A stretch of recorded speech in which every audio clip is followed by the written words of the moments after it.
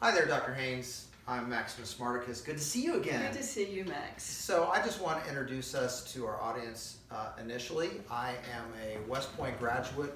I got a Bachelor of Science in American History. And American history has been a passion of mine, but I also served all over the world for 20 years in a number of different conflict zones from Albania to Afghanistan.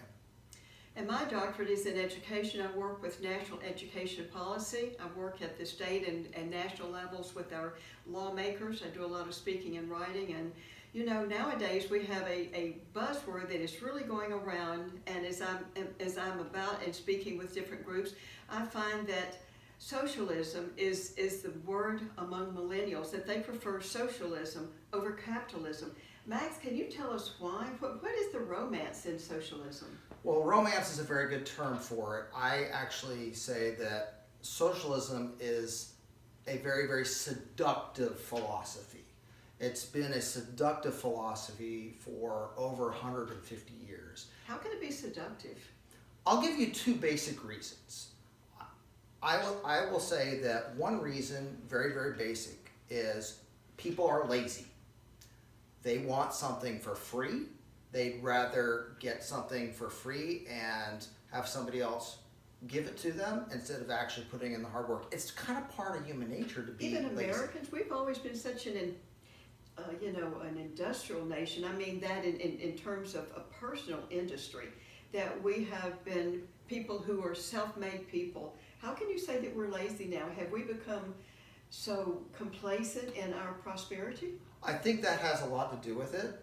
I think a lot of it is also generational, in that younger generations have had so much prosperity and so much given to them for free from coddling parents, from school systems, that they expect something for free. And so it's also part of just basic human nature as well. But I'll give you a second reason. Okay. The second reason is, quite frankly, because amongst socialists, amongst all of us, I will say, even those who are not socialists, we're all creatures that desire to worship. Even if you're an atheist, within your DNA, you have a desire to worship some sort of entity. For you and I, it's Jesus Christ. But for those who have not been raised in the church or introduced to Christianity, the seduction is government. Government is their God. It is the God of socialists. And because we all want to worship something, that is why they are drawn to socialism, because socialism, through the government, gives them everything. So this is perhaps part of the reason why they want to see it grow bigger, because it occupies this status point in their lives, so they want more focus on it, more government? Absolutely. They fail to realize that when you give government more power, government inherently takes power away from you. Okay. And so I think those are the two primary reasons that socialism is so attractive for younger Americans today. They don't understand the history behind it as well. They don't realize that the Union of Soviet Socialist Republics, the USSR, was a communist government, although they call themselves socialists. I heard a person when I was at the Texas State Board of Education one day testifying, and a young person, someone in high school, was also there and testifying for socialism in the history standards. And she said, you know, socialism is just really social. And I thought that was an interesting way to put it. So what is it about the millennials, though, meaning that the millennials today, what's going on in their lives besides it sounds good? What is it that they're missing? What is it that they don't know? I think a lot of them are missing intimate one-on-one contact with people through social media. Social media kind of feeds into socialism naturally. A lot of them call themselves social justice warriors, but they're really kind of, as Lenin would say, useful idiots for socialists at large on a global basis.